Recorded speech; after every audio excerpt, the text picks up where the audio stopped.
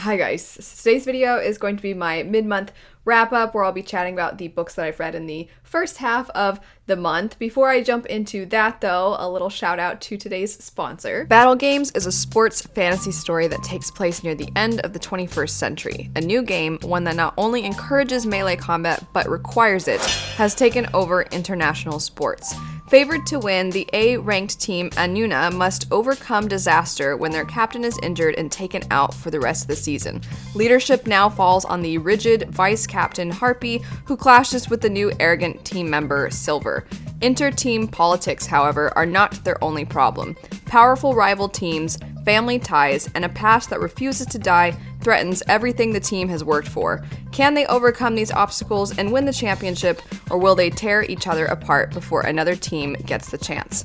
If you're interested in Battle Games, check out the link in the description bar, and thanks again to author T. Alex Radcliffe for sponsoring today's video.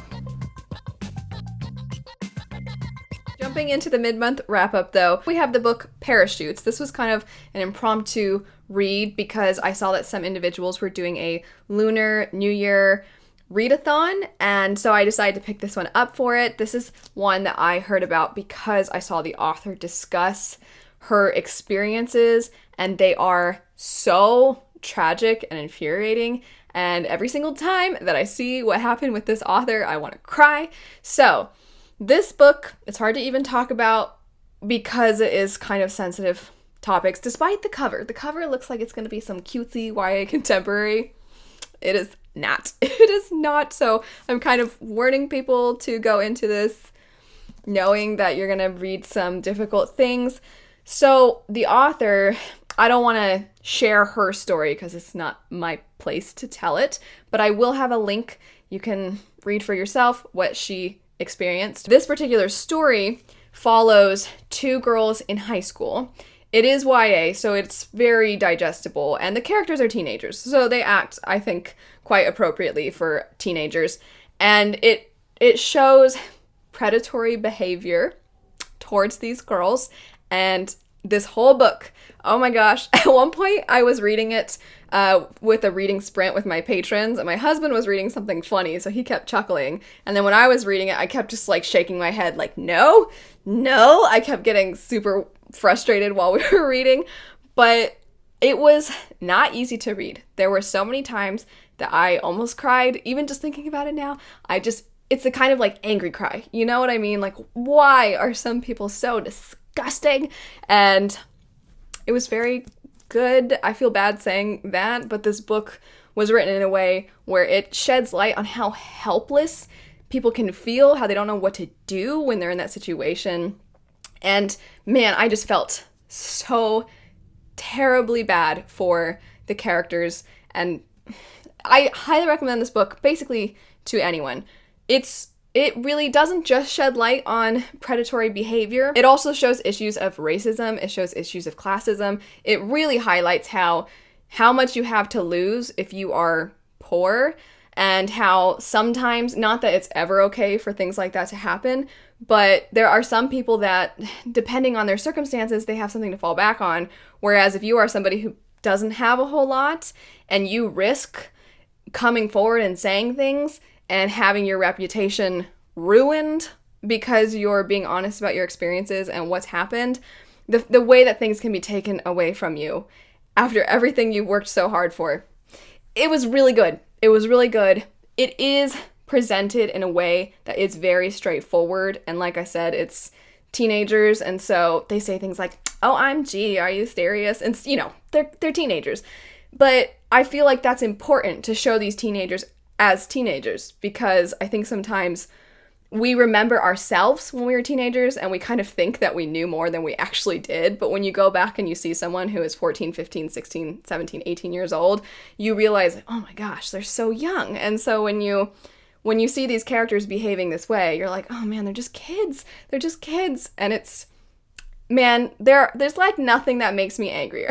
So highly recommend this book, but also be warned because there are some very difficult things to read about in it. Totally switching gears now, we have From Blood and Ash. This, if you watched my reading vlog for it, you know You know my thoughts already. So this is a fantasy romance. I thought it was going to be heavy on the romance because of the fact that that's what I've been seeing a lot of other people say. So I decided to pick it up for Valentine's Day. And I was surprised that it was more fantastical than I was expecting. The romance really is more... The steamy scenes are more toward the end. There's a lot of back and forth banter and things like that throughout the story, but the fantastical elements are, I would say, a large part of what is pushing the story forward. And it's kind of paranormal fantasy. I actually kind of dug the fantasy elements. I don't want to say exactly what they were because I actually think it's kind of a surprise. So if you manage to not see what it is, then I think it's more interesting to discover it.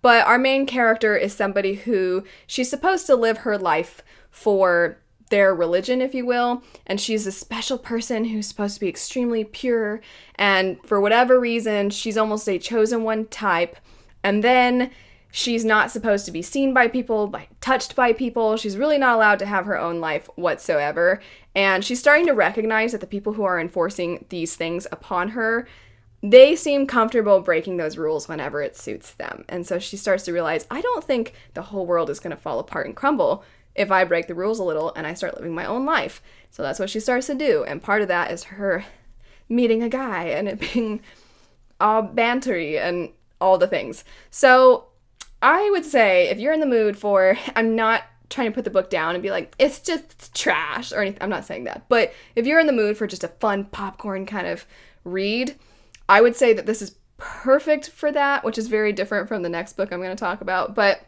you know, some action movies that you go into, like The Expendables. I don't go to watch The Expendables to be deeply moved. I go to be entertained. And I feel like that's what this book does. It was really fast-paced. It's very on the nose to the point where the exposition was a little too on the nose for me. But I still feel like it was quite the ride. It was fun. Even if it's not exactly my usual, it's not quite my taste.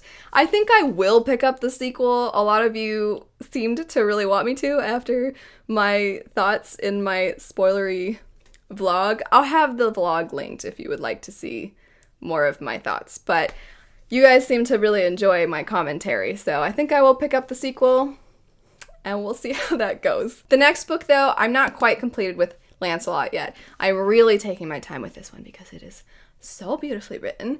It is a book that it's more formal and it's a little more, it's not that it's dense, it's just you kind of have to take your time with it. It's a drama, essentially. And so it's not something you sit and devour all in one sitting necessarily. I mean, maybe you would, but I just keep wanting to take my time with it. The prose is spectacular. I really feel like it's like this author has lived in a different time period. He seems so knowledgeable about everything, and it's so good. So it is a King Arthur type of tale. It follows Lancelot. It's a coming-of-age story. You follow him since the time he's a boy, and some of the things that happen in this book are so tragic. There was a part that I almost cried at, and if you don't know, I am not a crier with books, but this one, oh my gosh, if I had wanted to, I could have just started sobbing. I could have let myself sob, but I had to really hold it in. And then later, I was reading it to my husband, and I once again had to hold it in. So there are just some really emotional moments in this book. I compared it to the book Bloodsong by Anthony Ryan. I think that the way it's written, I think the format is somewhat similar, the way you're kind of following this character throughout a larger timeline than you would maybe with a typical fantasy book. I'm hoping by the time I finish this book that it's going to be an absolute new favorite because it's on the track for that. It's on that path.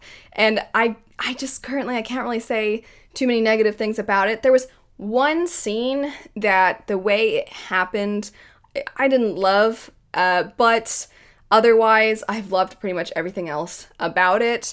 It's just such a tragic, sorrowful drama, basically. Last for today would be These Violent Delights. This is a Romeo and Juliet retelling that takes place in 1920s Shanghai and follows two different gangs. We do have two main characters, the Romeo character and the Juliet figure, but we have some other point of views as well. And I was really surprised because I thought it was going to be more of an angsty, really tragic love story of these two individuals who are enemies to lovers, or they're just enemies based off of the gangs, but they're actually lovers.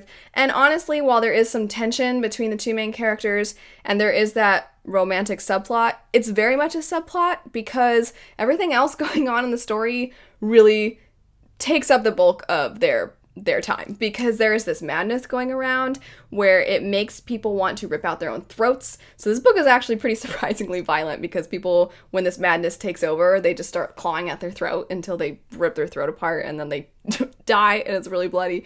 And so they're trying to figure out why the heck this is happening, what is causing this, is there a cure? If there is a cure, is it actually a cure, or is it just something that some people kind of invented to have happen so they can benefit from selling the cure, or they can wipe out certain people that they don't really like, makes the gangs even more mistrustful of one another. But then our two main characters are like, we have to band together because this is affecting both our gangs. And I found it really, really interesting. And the setting is really unique, the 1920s Shanghai setting, because there's so much to the city that I found so fascinating. There's the Communist Party that's involved. There's the fact that a lot of the people who are in the Chinese gang, those characters have lived in different countries. They speak so many different languages. The decision to speak a certain language at a certain time is always very calculated. And in general, a lot of their behaviors are very calculated. The setting is just very vivid, and I thought it was incredibly well done. But as far as the plot goes, I really enjoyed the plot. But at the very end, I said this in my reading blog as well, I didn't love some of the reveals. I actually kind of had my own feelings as to what the reveal should have been, and when they weren't that, I was like, oh, I kind of liked what I came up with. I thought what I came up with was cool. So that's not really a diss towards the book. It's just wishing the plot had gone slightly a different way. Still very enjoyable. The main characters, I definitely felt like the Juliet character had more time to be her own self, whereas the Romeo character, he was a little bit more just brooding and within himself a lot, which was fine. He's a little wounded in a way, but it made it hard to connect with him, whereas the other character, even if you don't relate to her, she feels like a real person. She's really sassy, and she's short-tempered, and she's just always ready to bring it on. And then there are some other characters that I felt like were done exceptionally well also. But yeah, I just thought it was kind of funny that one of the main characters is so brooding that he didn't really feel, I just didn't connect with him as much. But I still really enjoyed the story, and I'm excited to see where it goes in the sequel. That's it for the books I've picked up thus far this month. Let me know what you have picked up. Thank you again to our sponsor. I'll have the link for that in the description bar down below. I hope you have a great rest of your day. Thanks for watching, and I'll see you all later. Bye.